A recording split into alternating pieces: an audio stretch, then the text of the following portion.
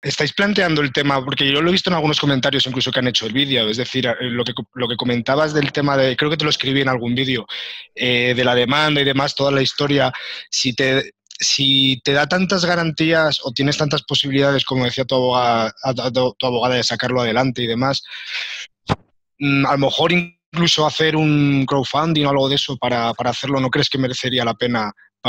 Oye, si sale bien, encima te sale, económicamente te saldría bien la cosa. Ya, es que a ver, a mí, yo con la abogada que me está llevando el tema, nosotros que estamos ahora es con Burofax, o sea, la demanda no la hemos presentado, porque el problema que tiene Facebook es que, por ejemplo, nosotros presentamos, o sea, enviamos un Burofax aquí en España. Nos dijeron, no, esto es en Estados Unidos. Lo llevamos a Estados Unidos. Estados Unidos dijeron que no, que era en Irlanda. Entonces hemos enviado a Irlanda hace, pues no sé, 3 semanas.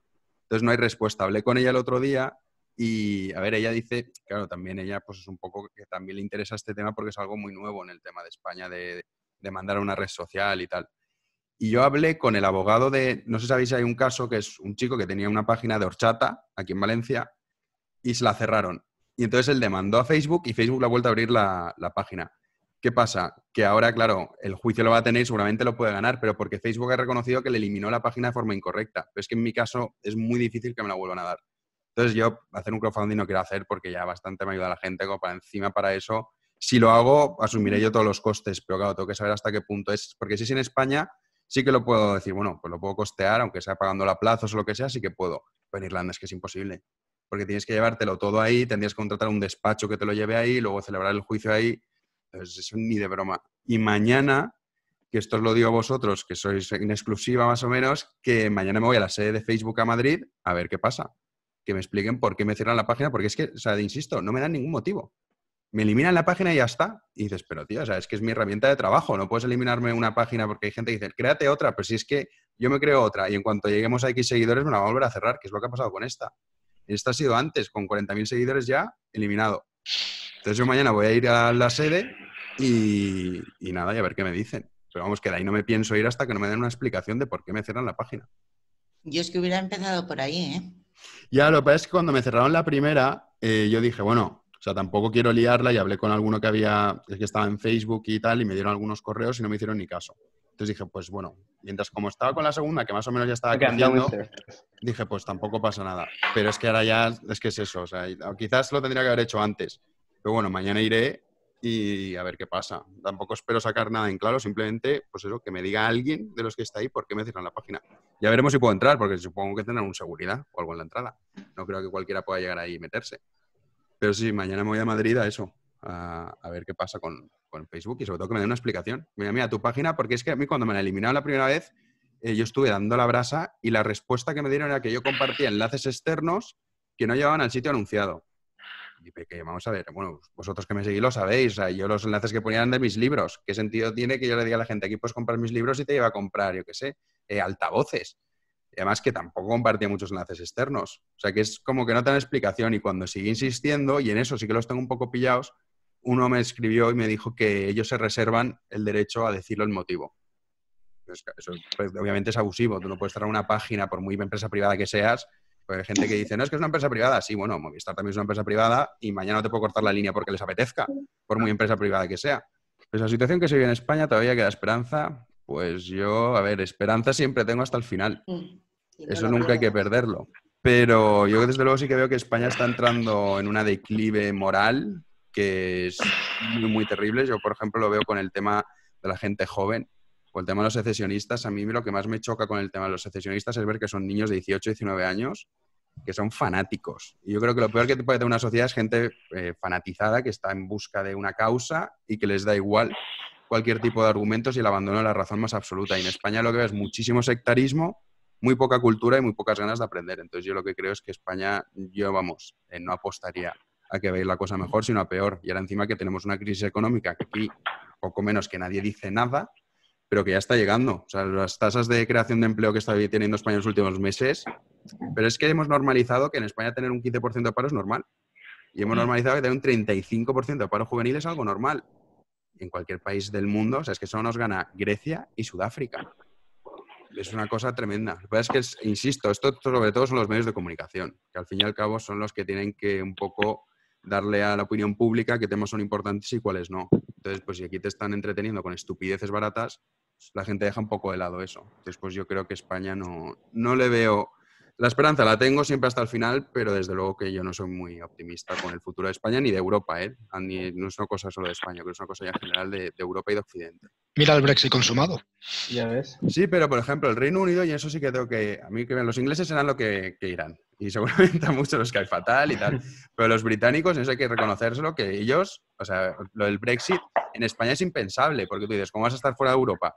Porque España sin Europa no sería nada. Tú imagínate, lo explicaba el otro día con el tema, porque uno me decía, oye, ¿tú por qué defiendes el Brexit? Yo digo, yo si fuese británico hubiese votado a favor del Brexit. Porque a mí estar en esta Unión Europea, que primero lo que me obliga es a decir, usted tiene que acoger a X millones de refugiados, te guste o no te guste. Luego, que tu soberanía esté en manos de unos burócratas que están en Bruselas, y a nosotros nos pasó con el tema de Puigdemont. O sea, que un juez en un pueblo de Alemania pueda decirte, no, este tío no te lo entrego, me parece lamentable. Y pasa que en España no tenemos peso, pero en el Reino Unido, dice, nosotros pasamos de todas estas historias, siempre son muy especiales. Con la política monetaria, por ejemplo, que no la lleve España, a mí me gusta.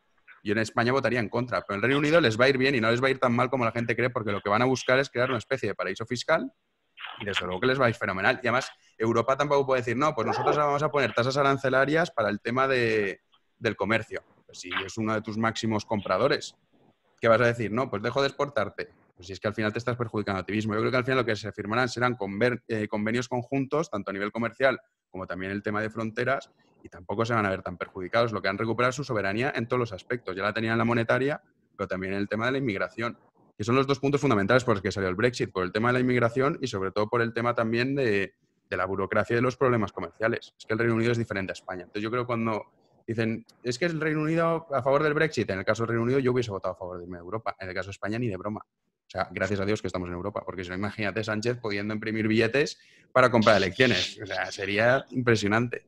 Oye, pero no puede ser que, por ejemplo, ahora Reino Unido tenga problemas independentistas realmente serios con Escocia o con otras regiones y se divida haciéndolo mucho más débil. Yo en el caso de Escocia está claro que se han tomado el pelo, porque el punto principal de la gente que en Escocia cuando votaba el referéndum era que irse del Reino Unido era irse de Europa. Entonces, claro, cuando ellos dicen, bueno, pues nos quedamos y luego te vas de Europa, o sea, eso sí que va a ser un conflicto, pero todo será como, el tema es, o sea, el Reino Unido no tiene una constitución como tenemos nosotros, pero sí que tienen la Supreme Court, tienen ciertas leyes y ciertas formas de decir este proceso se conduce así. Mientras nadie incumpla la ley, puede ganar, de hecho, la derrota del Partido Laborista, más allá de que Jeremy Corbyn sea pues, en fin, fantoche de esta nueva izquierda que está surgiendo en el siglo XXI, en realidad el Partido Laborista se hunde porque en Escocia le arrasa al Partido Nacionalista Escocés.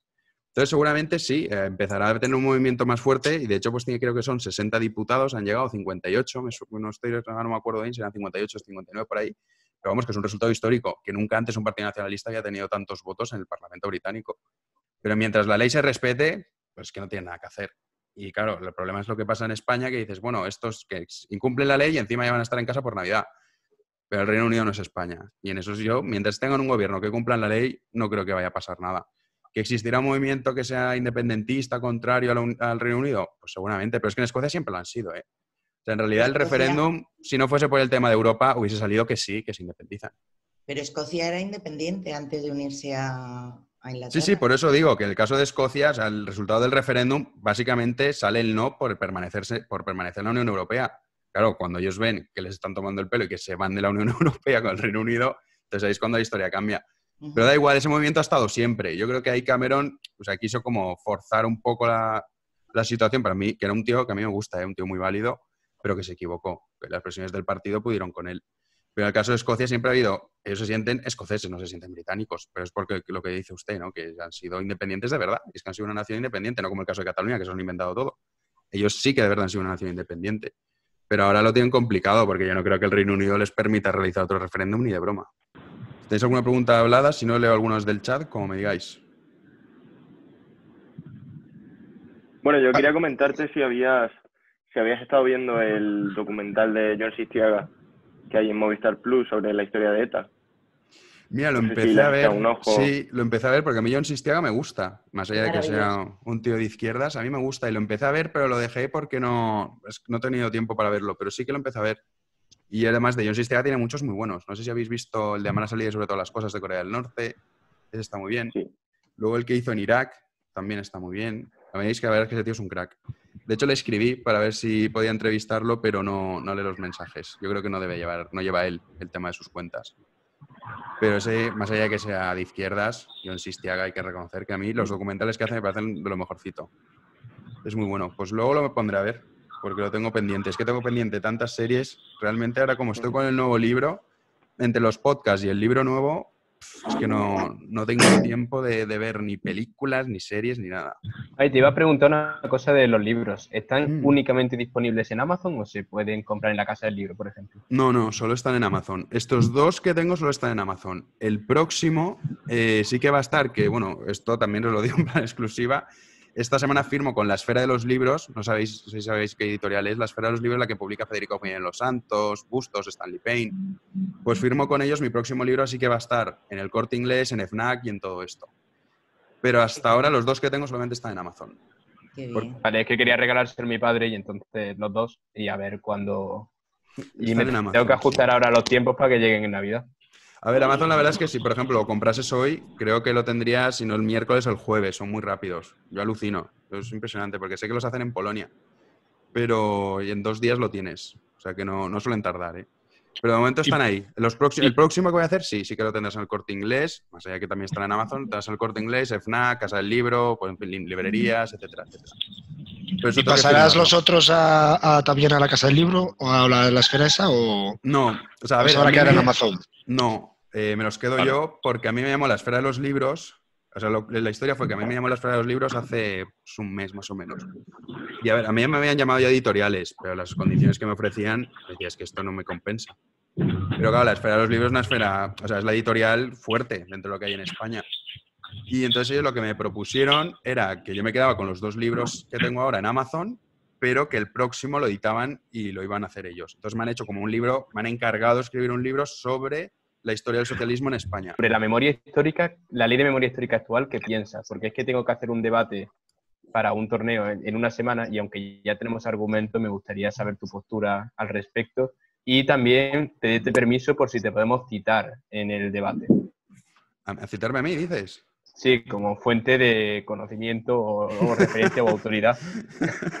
Autoridad. Es que nos da igual quién lo diga o lo que diga siempre y cuando nos sirva para el debate, pero hay que preguntarlo. Oye, Pero es una sí, publicidad. claro. No, es a mí sí, problema. A falta de Facebook. Exacto, todas las vías son buenas. Sí, claro, no, cítame. A ver, la ley de memoria histórica es que yo creo que, a empezar, o sea, la historia es la que es.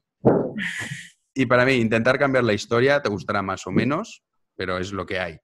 Entonces, a mí lo que me molesta es que, por ejemplo, se intente hacer aquí como que la Segunda República, que sobre todo es el tema también de lo que yo hablaré en el segundo libro, poco menos que esto era una maravilla y que aquí no pasaba nada y que de repente fue Franco, que se volvió loco y dijo, voy a poner una dictadura.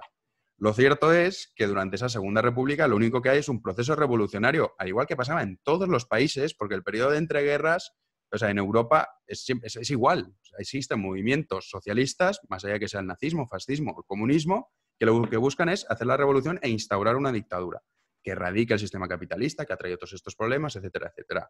Y en España no es ninguna excepción. Y de hecho, el Partido Socialista es responsable de un golpe de Estado contra la Segunda República.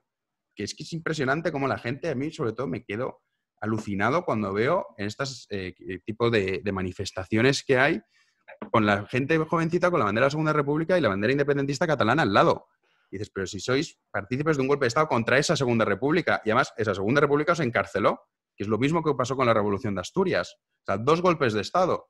Y aún así, pues la gente sigue diciendo, no, la Segunda República era maravillosa. Y es mentira, igual que ahora con el tema de la democracia. O sea, la transición y la democracia en España la traen los franquistas. Te gustará más o te gustará menos, pero es la realidad. Las Cortes franquistas hacen el harakiri y siempre hablo de Torcuato Fernández Miranda, que es un tío que para mí, o sea, no tiene el suficiente peso que tiene la historia, sí que lo tiene, pero no a nivel mediático, prácticamente nadie sabe quién es, todo el mundo le da como a Adolfo Suárez y al Rey el protagonismo de haber hecho la transición. En realidad es Torcuato Fernández Miranda, que es el que encabeza toda esa serie de franquistas, que dicen, vale, disolvemos las Cortes franquistas y vamos a la democracia. Pero la traen los franquistas, no la traen los comunistas, y estaban todos en París, y el PSOE ni siquiera existía en España cuando estaba el tema de la transición. Entonces a mí me molesta mucho que la ley de memoria histórica en realidad no es para decir, vamos a intentar explicar partes de la historia, no, es manipular la historia constantemente para que la gente, al final, adoctrinarla, que es lo que hacen con todo. Si es que la izquierda siempre hace lo mismo con todos los movimientos. que pueden parecer que sí que es una causa noble, como el tema del feminismo o el tema del cambio climático, y al final lo único que hacen es utilizarlo para acabar adoctrinando al personal. Entonces la ley de memoria histórica es una vergüenza absoluta y es una de las razones por las que yo voto a Vox, es por erradicar esa ley, que lo único que hace es adoctrinar y además crear incultura en la población. Bueno, la frase de Juan Carlos cuando tomó posesión como rey también tuvo algo que ver, ¿no? Cuando dijo, voy a ser el rey de todos los españoles. ¿Pero en qué sentido? Pues que aglutinó en ese todo a todos. Ah, no, sí, O sí. sea, No, que sí. no dejó a nadie de lado ni se posicionó, ¿no? No, en absoluto. No. Si eso está claro, más el rey.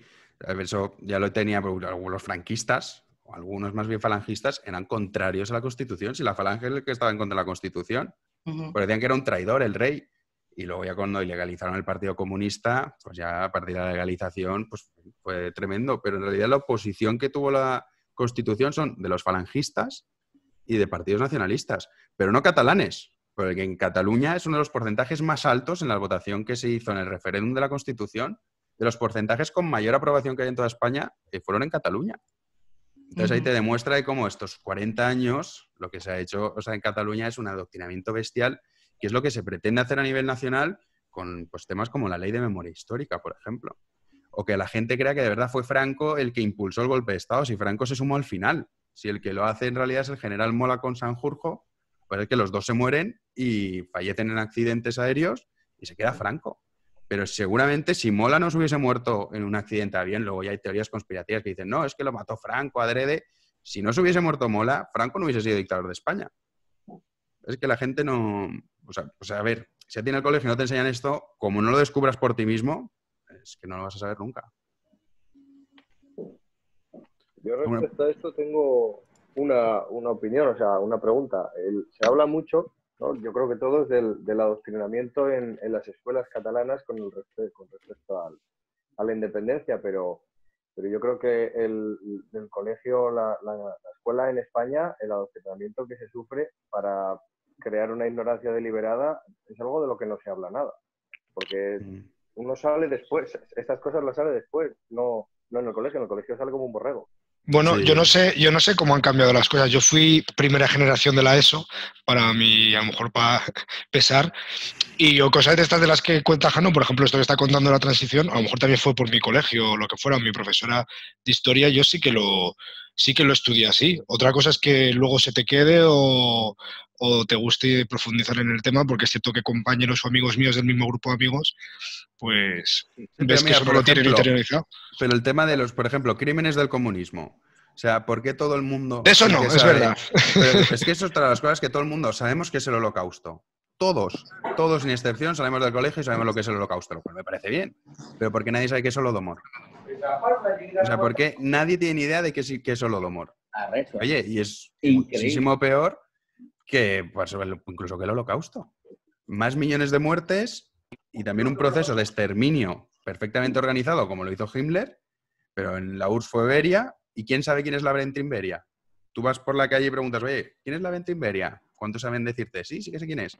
Sin embargo, tú dices, ¿quién es Himmler? Y muchísima gente lo sabe. O sea, que en realidad en las escuelas, más allá de que luego también depende un poco del profesor que tengas. Yo, como os he dicho, yo, por ejemplo, profesor de historia, en uno de mis colegios en los que estuve, sí que era un crack. O sea, el tío, la verdad es que además daba gusto cómo explicaba la historia.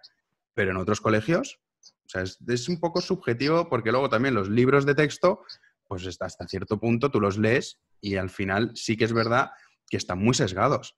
Y yo se lo he visto, yo tengo 2 hermanos pequeños y yo, por ejemplo, siempre me gustaba pues, saber qué ponía sus libros de historia y yo alucinaba. Y decía, pero bueno, ¿cómo les están contando esto? Claro, mis hermanos, que no tienen tanto interés ni por la política, ni por la historia, ni por nada, pues se lo quedan así y ya está. Y no saben ni qué es Holodomor, ni qué es la hambruna del Volga, no tienen ni idea de nada. Y te cuentan que la Revolución Rusa fue una revolución heroica para acabar con la tiranía de los zares y en los 3 primeros meses de gobierno de Lenin aniquilan a más personas que toda la dinastía Romanov, que duró más de 200 años, en apenas 3 meses matan a más personas.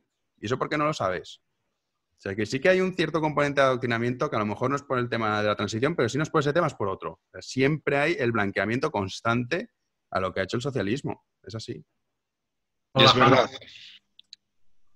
Hola, ¿se escucha? Sí, dime. Hola, buenas. Mira, con respecto al Holodomor, el otro día estuve hablando con un compañero y bueno, le comenté, porque me dijo, no, es que durante la Unión Soviética no hubo ningún holocausto declarado, tal. Y entonces le pasé lo de Holodomor. Y me comentó que eso, que se juntaron varios factores en el 33 o por ahí, cuando fue, y que no estaba declarado exactamente el genocidio porque no se habían descubierto en realidad tantas fosas o cuerpos y que según un tal Fenkov me comentó que había descubierto no sé qué, unos como los ficheros de los gulags que no habían tantos declarados o algo así. Pero yo, por ejemplo, a ver, lo del Holodomor, aparte de que tienes fotografías, que eso está así demostrado, y tienes cantidad de testimonios. Y de hecho, es que creo que hice un podcast no hace mucho, un podcast sobre el Holodomor. Y bueno, más allá de los que hayáis leído mis libros, yo ahí explico testimonios de la gente. Y además, eso lo ha reconocido Rusia, con los años sí que lo ha llegado a reconocer. Y que fue una hambruna que fue provocada. Es que, o sea, por ejemplo, aquí hay otra cosa que pasa mucho. Aquí todo el mundo cree que la guerra civil rusa es entre el ejército blanco y el ejército rojo. El ejército blanco, el zar, y el ejército rojo, los comunistas. Pero es que en realidad los que más problemas les pusieron al ejército rojo fue el ejército verde, que el ejército verde eran los campesinos. Porque los más perjudicados por el comunismo, y era una de las razones también por las que, por ejemplo, Marx pensaba que la revolución no iba a tener nunca lugar en Rusia, él pensaba que iba a ser en Alemania, porque Rusia era un país rural. Entonces, obviamente, los campesinos no iban a decir, no, preferimos que nos colectivicen todos nuestros campos y que a partir de ahora sea el Estado, que nos metan a todos en coljoses, en barracones, y nosotros perdemos nuestras propiedades. Entonces, no tenían apoyo. Por eso Marx pensaba que el éxito iba a ser en Alemania. Entonces, lo de Holodomor, más allá, volviendo al tema de Holodomor, o sea, lo de Holodomor está comprobado y además, insisto, hay infinidad de documentos que así lo acreditan. Que tú puedas decir, no es que no es un genocidio, porque a lo mejor no fue un genocidio que va a decir, vamos a matar X millones de personas. No, pero lo que sí que es decir, como los ucranianos, los campesinos ucranianos están poniendo problemas constantemente, lo que vamos a hacer es matarlos de hambre. Y eso pasó también en la región del Volga en los primeros años con Lenin. De hecho, Lenin es el primero en realidad que reconoce que el comunismo no funciona, porque él cuando aplica su política económica de comunismo de guerra, él cuando ve que se le mueren 7 millones de personas en la región del Volga de hambre y de frío, dice, vale, esto se ha acabado. Y aplica la nueva política económica. O sea, es el primero en realidad en reconocer que el comunismo no funciona y liberaliza, por ejemplo, la economía en el sector agrícola, no así en el sector industrial, pero sí en el sector agrícola. Y eso, ¿por qué no la gente dice, no, es que lo de Holodomor, siempre hay justificaciones a todo lo que ha hecho el socialismo o el comunismo, siempre ha sido, no es que la época, no es que justo eran estos 2 años que había una hambruna generalizada. Es mentira, ¿cuántas hambrunas ha habido en Estados Unidos, por ejemplo? Es que, ¿cuántas hambrunas ha habido en el Reino Unido que se han muerto 6 millones de personas de hambre? Qué mala suerte tienen los regímenes socialistas, que siempre son ellos los que pagan las consecuencias de estos agentes externos. No sé, el problema es yo creo que también, pues, en el caso de Holodomor, como no hubieron sido vencidos, a los nazismos pues se les invadió y a la historia le escribieron los vencedores y pues contaron todo detallado. Pero como a los comunistas pues no hubo una transición después, tampoco se querían ellos sacar toda la verdad de todo lo cruel que fue su proceso. Sí, yo siempre digo que la Guerra Fría a nivel económico lo gana el capitalismo, pero a nivel social la gana el comunismo. Y la prueba es eso, de que cuánta gente sigue pensando que el comunismo es una opción, o el socialismo, en diferentes vertientes, me da igual. Creen que es una opción que puede generar progreso, que puede generar enriquecimiento, y no es así. Además es que, insisto, el problema yo lo que veo fundamentalmente es que hoy en día, el siglo XXI, yo alucino que haya gente que todavía sigue defendiendo esas posturas, teniendo en cuenta que el acceso a la información es más rápido y más económico que nunca. Cualquiera que tenga una conexión a Internet puede saber lo que le dé la gana. Y ahora ves el caso de Asia. O sea, no es casual que, por ejemplo, China, o el caso de Camboya, o el caso de Malasia, como países que pasan del régimen comunista empiezan a liberalizar su economía y ahora son las potencias asiáticas y dentro de nada más las potencias mundiales. Ya China, bueno, ya lo es. Pero el caso de Camboya, por ejemplo, o el caso de Malasia, tú ves sus tasas de crecimiento y son espectaculares. Entonces yo no entiendo cómo puede haber gente que todavía pueda pensar que el socialismo funciona. Es impresionante, pero es por eso. La Guerra Fría a nivel económico la ganó el capitalismo, pero a nivel social la ganó el comunismo. Pero vamos, de todas. Y de hecho la prueba está en eso, ¿no? Que tú dices, yo soy defensor del capitalismo y es como que te miran mal, que eres egoísta, que lo que quieres es que se mueva la gente por las calles, que no quieres que la gente pueda educarse, y no es así, porque dentro del capitalismo hay también muchísimas aspectos, muchísimos campos en los que, pues, por ejemplo, Hayek o el propio Adam Smith, que supone que es el padre del capitalismo, aunque podemos discutir si es la Escuela de Salamanca o Adam Smith, pero vale, Adam Smith. Adam Smith reconoce que el Estado tiene que actuar en ciertos campos en los que el sector privado no puede. Y eso es, por ejemplo, la educación, la sanidad, etcétera, etcétera. Pero el capitalismo es el mejor sistema económico para generar tanto progreso económico como social, porque no existe progreso social si previamente no ha habido un progreso económico. Y la historia está ahí. Lo que pasa es que la gente pues, no lo quiere leer, no sé por qué. Hola, Jano, buenas noches. ¿Me escuchas? Sí, alto y claro. Hola, mira, quería preguntarte sobre la lengua valenciana. ¿Qué opinabas sobre ella y si ves que esté obligatoria en los colegios de la Comunidad Valenciana o piensas que debería ser opcional estudiarla y si adoctrina o no al personal? Mira, yo tuve la suerte que yo me escapé de... Bueno, yo soy valenciano, por supuesto que los que estéis aquí lo sabéis. Yo tuve la suerte de escaparme. Yo sí que oye, valenciano, yo tenía asignatura de valenciano, obviamente, y tenía 5 horas semanales de valenciano. Horas semanales de inglés tenía 2. Yo salí del colegio y hablo valenciano perfectamente, lo entiendo perfectamente, no lo utilizo porque mi familia nunca ha hablado valenciano, siempre hemos hablado castellano y mis amigos y todo, yo no utilizo el valenciano. A mí que el valenciano se estudie no me importa, o sea, me parece bien. Lo que no me parece bien es que se imponga el valenciano como un requisito para trabajar.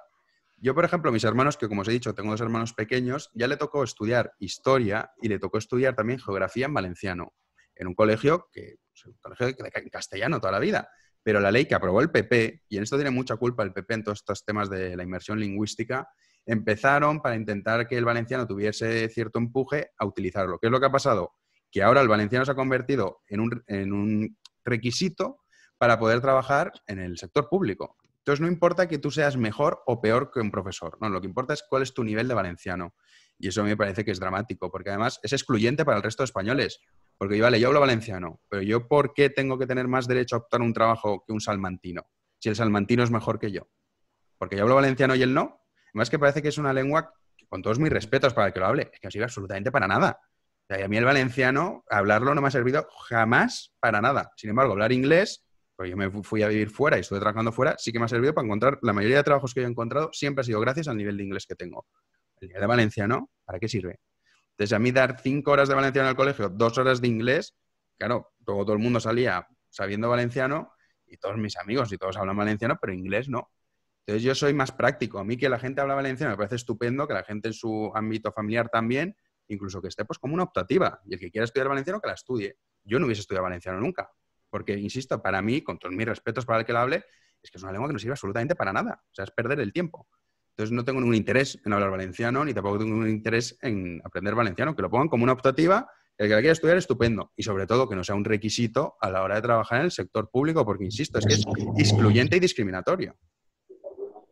Ah, no, si quieres una curiosidad, que sepas que estoy ahora de Erasmus en Holanda y aquí los mismos holandeses hablan entre ellos en inglés porque nadie utiliza el holandés. Se hablan perfecto inglés. Imagínate cómo vamos... En el caso de Cataluña, que mi mejor amiga aquí en la residencia no habla bien español.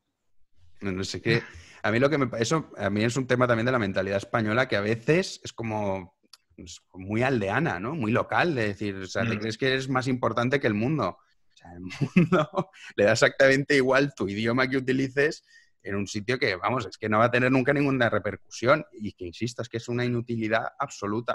Y las lenguas evolucionan también. Sí, pero es que el mundo el latín se perdió, el sánscrito se perdió y no pasa nada. Porque, si es que además, dentro de poco lo normal es que en el mundo se hablan 4 lenguas, al final. Pues sí, es que yo tengo gente que, por ejemplo, hablan valenciano con su familia, pero luego yo creo que conmigo hablan en español y no hay ningún problema.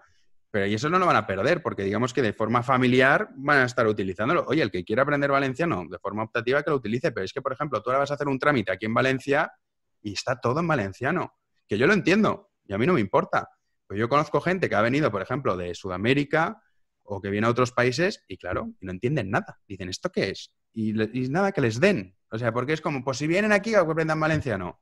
Tío, ¿cómo puedes tener una mentalidad tan estúpida? O sea, ¿no ves que el mundo es a nivel global? Que ahora tú recibes estudiantes, sobre todo en la universidad, hablo de las universidades en este caso, tú recibes estudiantes de todas las partes del mundo.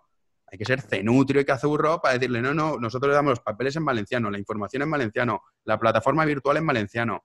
Hostia, o sea, en serio, me parece ser una paletada, pero de narices. Pero es que eso pasa mucho en la mentalidad española, que la gente se cree que pues, su pueblo, su ciudad, su lengua es como la especial. Yo no me creo especial por hablar valenciano ni por haber nacido en una lengua pues va a haber nacido una comunidad que sea bilingüe, en absoluto. O sea, yo sé que el mundo funciona como funciona. Y si tú no te abres al mundo, pues al final la gente dejará de venir a estudiar aquí, porque es normal. Y es peor para la Comunidad Valenciana dejar de recibir gente que a lo mejor quiera venir de Erasmus o que quiera venir a estudiar a la Universidad de Valencia, cuando les digan, no, es que si vas a Valencia tienes que aprender valenciano. Y dicen, pues me voy a Italia o me voy a cualquier otro sitio. Entonces, al final es que es contraproducente. Bueno, cambiando un poco de tema, ¿qué te pareció la aparición estelar de Rajoy el otro día en El Hormiguero? Pues mira, te soy sincero, lo empecé a ver y tuve que cambiar de canal porque me estaba poniendo a parir. Porque este hombre, porque a mí, a ver, Rajoy como persona yo no lo juzgo. No sé si será mejor persona, peor persona. Pero como político... No me lo recuerdes. Pero... No me lo recuerdes, Rajoy. Como político, o sea, ha sido nefasto para España. Yo lo voté en el año 2011. Yo voté a Rajoy y, claro, se nos olvida porque en España tenemos una memoria muy frágil. Pero es que en el año 2011 el PP tenía mayoría absoluta a nivel nacional, pero tenía mayoría absoluta en Comunidad de Madrid, Comunidad Valenciana. En Extremadura estaba gobernando también. Controlaba Galicia, controlaba Navarra. Bueno, prácticamente todas las comunidades autónomas, exceptuando Cataluña. O sea que nunca antes en la historia hemos tenido la oportunidad, el centro-derecha, de decir, vale, vamos a reformar el país. Tenías a los sindicatos muertos. Hay que recordar que en España tenía un 25% de paro, ¿eh? O sea, los sindicatos ya no tenían ni vergüenza de salir a la calle después de todo lo que habían robado y después de todo lo que habían hecho.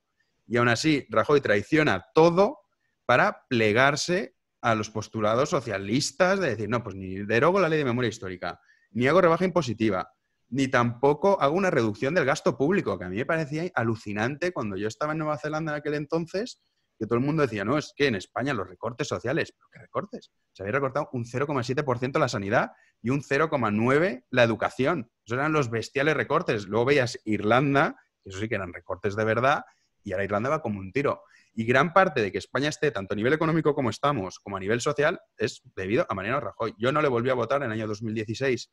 Yo voté a Ciudadanos, luego en la repetición electoral voté a Vox, y luego ya he estado votando a Vox a nivel nacional. A nivel de local, por ejemplo, en estas elecciones sí que voté al PP en el Ayuntamiento de Valencia, y a nivel autonómico voté a Toni Cantó.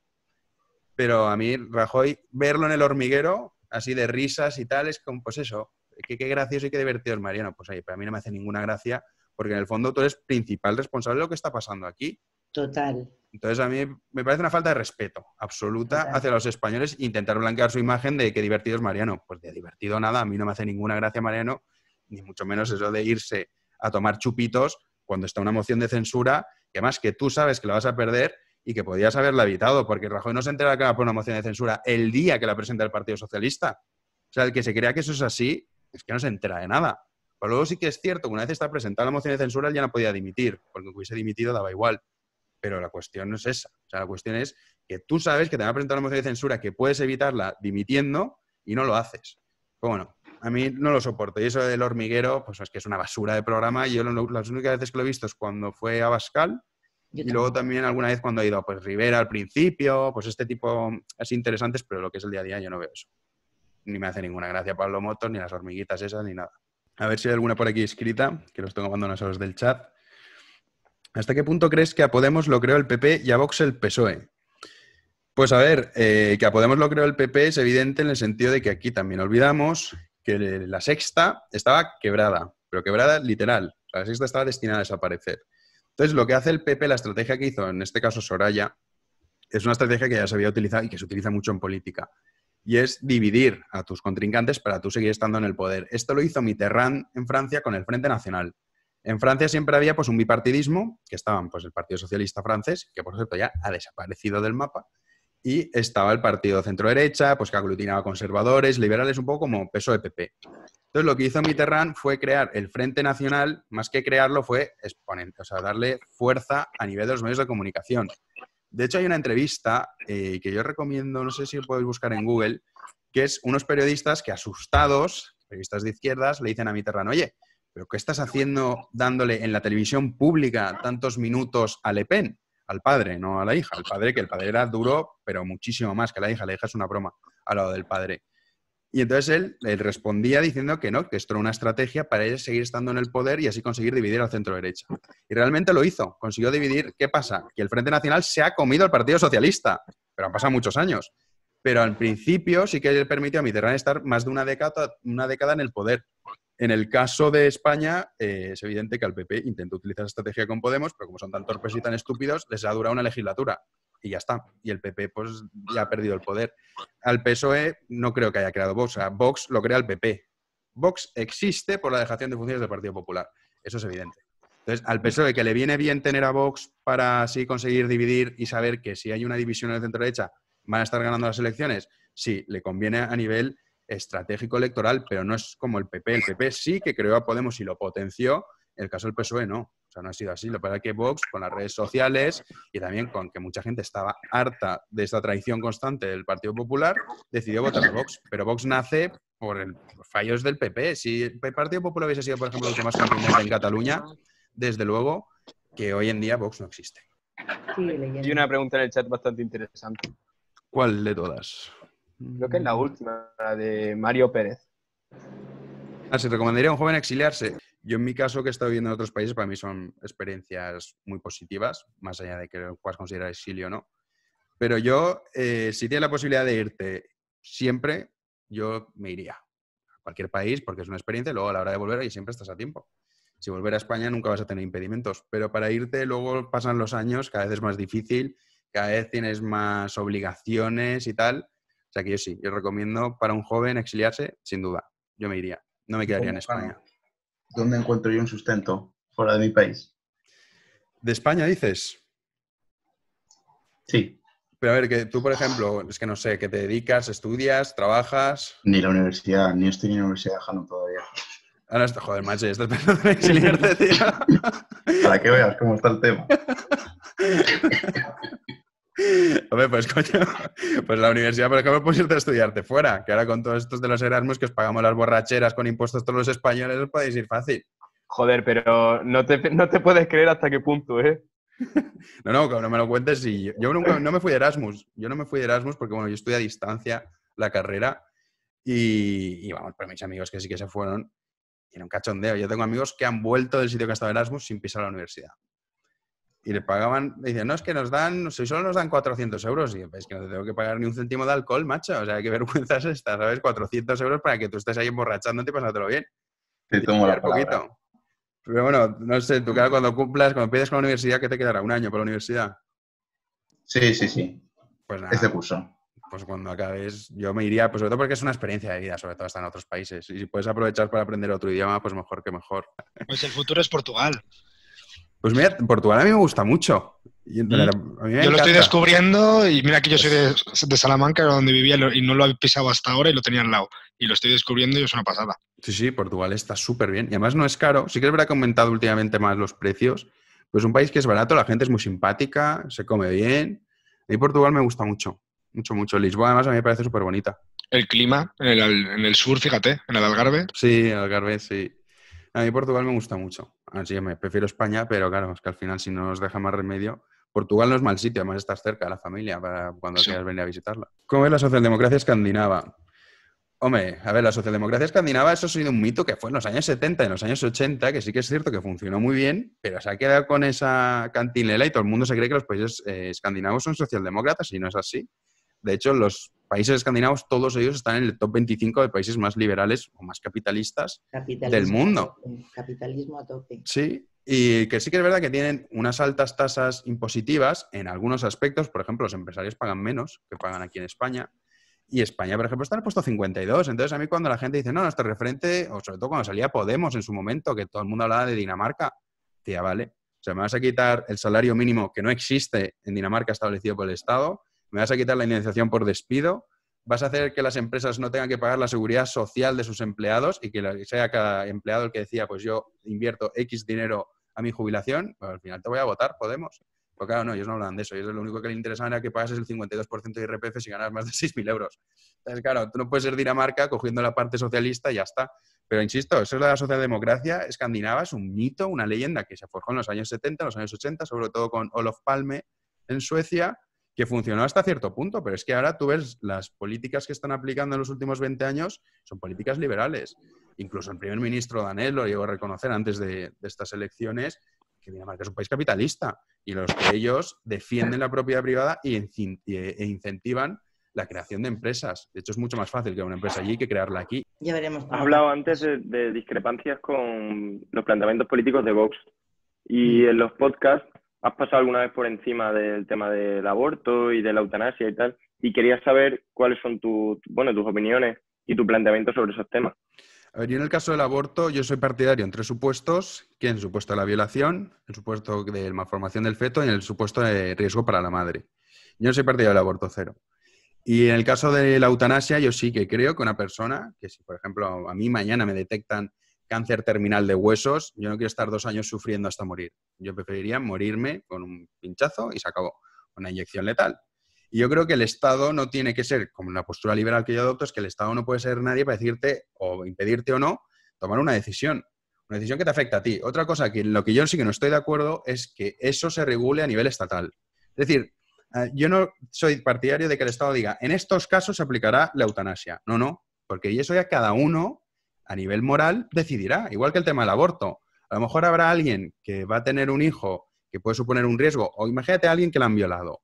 Pero ella moralmente cree que tiene que tener a ese hijo y que no importa, pues oye, adelante. Pero que el Estado no le impida abortar. Porque es que, o sea, insisto, lo que hay que respetar en la ley es que toda la conciencia moral que pueda tener uno tenga una salida u otra. Y ya cada uno decidirá. Pues tú tienes que dar esa opción. Entonces yo en el caso de la eutanasia, que es uno de los puntos en los que yo estoy en contra con Vox, y en el caso del aborto, yo no creo en el aborto cero. Creo que tiene que haber posibilidad de que si hay mujeres en estos 3 supuestos que yo estoy diciendo pueda abortar, en el caso de la eutanasia lo mismo, que cada uno decida, pero que no decida el Estado por él. Entonces esas son diferencias que yo tengo con Vox, más allá de luego temas religiosos, que pues, yo soy creyente, pero yo no creo que la religión tenga que tener un peso tan importante en la sociedad como cree Vox, y tampoco en las instituciones educativas, pero quitando esos puntos, en lo demás sí que soy algún matiz en algún tema, como por ejemplo la inmigración ilegal. Yo creo que un inmigrante ilegal que llega a España, que se dedica a trabajar, que no delinque, yo no lo expulsaría por el hecho de ser ilegal. Pues oye, si este hombre está aportando, ¿por qué hay que echarlo, no? Entonces eso es lo que yo más o menos son las diferencias así que tengo con Vox, son esas. Yo creo que, por ejemplo, en el tema del aborto, de la interrupción del embarazo, pues que ya entran pues temas éticos y temas... Claro, es que es un tema de fe, sí, morales, es que es muy complicado. Yo creo que lo más importante es un poco la educación, porque, por ejemplo, yo soy farmacéutico y trabajo en una farmacia y hay chicas que vienen a comprar la píldora del día después, el jueves, para después irse de fiesta, para follar toda la noche, porque saben que ya lo tienen interrumpido. Pero, tío, cómprate una goma, tía, ¿sabes? Sí, eso es verdad que eso es otra de las cosas que ha pasado, que se utiliza como método anticonceptivo. Que se lo están metiendo, o sea que, chicos, un poquito de educación. Sí. No, aquí hemos pasado, que también es otra cosa que a mí me hace mucha gracia. Esta izquierda, que la educación sexual era a niños de 12 años enseñándoles de todo, y ahora se escandalizan porque una niña de 15 años ha tenido relaciones sexuales. Y dice, pero bueno, ¿en qué quedamos? Nos estás vendiendo que hay que empezar ya con esto del sexo y que todo es magnífico y no pasa nada y hazlo con quien te dé la gana, pero luego, uy, qué escándalo que una niña de 15 años ha tenido relaciones sexuales. Que es una hipocresía tan absoluta. Están más contentos de lo que creemos y lo que nos venden. Claro, sí. Pero en el tema Trump, la gente está con Trump, pero vamos, por las nubes. Sí, quitando en el tema Trump, ¿tú estarías de acuerdo en su política económica proteccionista? Porque es una medida que normalmente hacen los partidos de izquierda, como en Argentina. Sí, ¿no? en el caso de Trump, que es verdad que es más que proteccionista, es una especie mercantilista del siglo XVI, de eso de proteger la industria nacional. A ver, yo tengo muy claro que aquí, China, o tú te blindas en cierta forma, o es que te arrasan. O sea, el siglo XXI es de Asia, el siglo XX fue el siglo de Estados Unidos, el siglo XIX fue el siglo de Europa, el siglo XXI, evidentemente, es el siglo de Asia, y yo creo que Estados Unidos sí que tiene que intentar blindarse un poco ante lo que es China, porque si no es que va a acabar, arrasando a Estados Unidos, igual que va a acabar arrasando a Europa y a Occidente. Mira, y en el tema del clima, ¿qué opinas de Francia? Que el protocolo sobre el Acuerdo de París, ¿no? Y que ellos son el país que más aboga por las centrales nucleares y que últimamente pues han abierto un montón de centrales nucleares. Sí, creo que no digo que es la que sea la energía más contaminante de todas, pero bueno, que no lo es. Hipocresía. No lo es, Pero yo el otro día oyendo a un especialista en el tema y me quedé alucinada. El tema son los residuos, pero lo que es la energía no, para nada, no es nada contaminante. Y el riesgo, porque eso tiene que tener un buen mantenimiento, claro, porque en la URSS pasó aquello, pero que Fukushima era un país que es la cuarta economía del mundo, Japón, pero pasó un desastre. Sí, pero a mí eso, por ejemplo, me hace gracia. Sí, pero a mí eso, yo en eso estoy de acuerdo, que obviamente es un riesgo, que si explota una central nuclear, y sobre todo, yo lo que leí hace tiempo en un libro, que no recuerdo ahora el nombre, pero era un tipo que se dedicaba al tema del terrorismo, un experto del terrorismo. Y él alertaba de las centrales nucleares como zonas o, digamos, pues para que los terroristas atentasen, porque es verdad que tú ahora mismo revientas una central nuclear y te cargas Europa. En el caso de Francia creo que tiene 56, no sé si son 56, me suena que por ahí están.